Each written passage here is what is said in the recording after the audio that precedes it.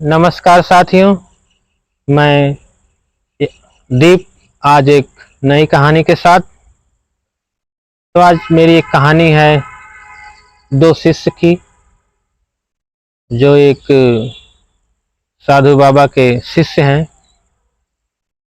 साधु महाराज जी कुटिया बना कर जंगल में रहते हैं और उनके दो प्रिय शिष्य हैं जो काफ़ी होनहार और समझदार हैं, जो बाबा की या जो गुरु जी की बात पूर्ण रूप से मानते हैं।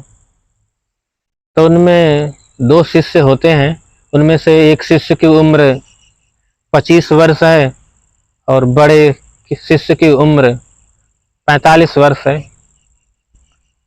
तो गुरु जी ने कहा कि शिष्य बच्चे, आज आप लोग नदी के उस पार जाकर भिक्षा लेके आइए और आज का भोजन बनाया जाए।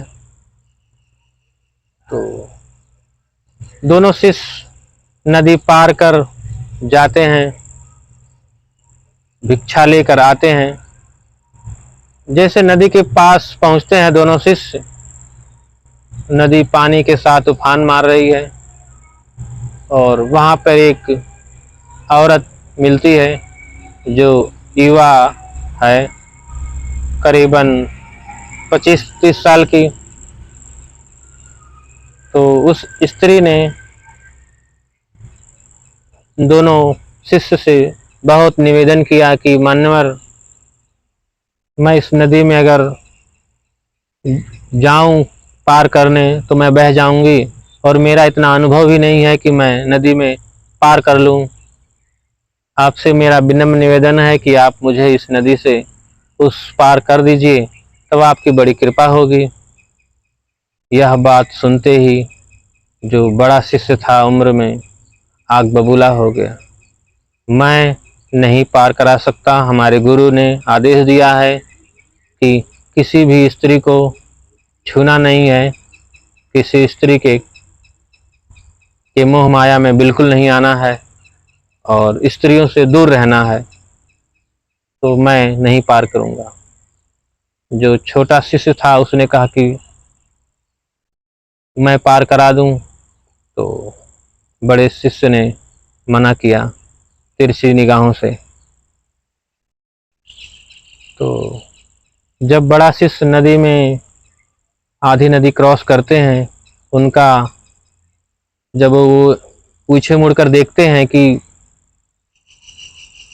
तो जो छोटा शिष्य है उस औरत को, उस स्त्री को कंधे पर बैठाया हुआ और कपड़ा ऊपर है। यह दृश्य देखकर उसने सोचा कि मैं आज तो गुरु जी को बताऊंगा जरूर। ये दोनों शिष्य करीबन 2-3 बजे कुटिया में पहुंचे और वहां पर गुरु जी नहीं थे, कहीं पड़ोस गांव में गए थे ज्ञान देने। तो काफ़ी देर के बाद साया 5-6 बजे गुरुजी लौटते हैं। जैसे लौटते हैं और बड़ा शिष्य जाके कहता है कि गुरुजी, आज तो गलती हो गई छोटे शिष्य से, ऐसा इनको नहीं करना चाहिए, जबकि मैंने इनको समझाया। तो कहते हैं कि बताइए। तो सारा दृश्य बताते हैं कि इन्होंने उस औरत को कंधे पर बैठाकर नदी पार कराई है और इस तो आपने मना किया था। यह बात सुन छोटे शिष्य ने कहा कि मान्यवर, मैं तो उसको सिर्फ नदी पार कराया, आपने तो अभी तक उसको सर पर ही बैठाया है। तो इस कहानी का मोरल क्या है, मैं आप लोग से कमेंट में चाहता हूँ। जय हिंद, नमस्कार।